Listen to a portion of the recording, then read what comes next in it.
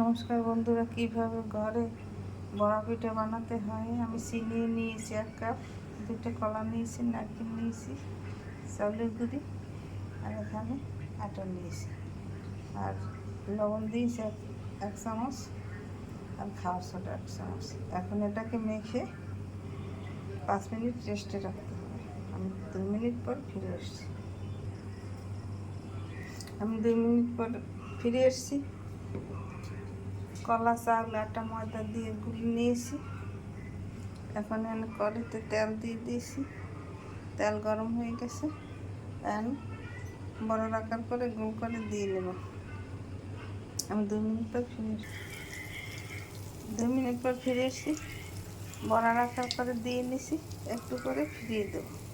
আবার 2 মিনিট পর ফিরে 2 মিনিট পর ফিরে এসেছি। আমার বড়া ভাজা হয়ে গেছে।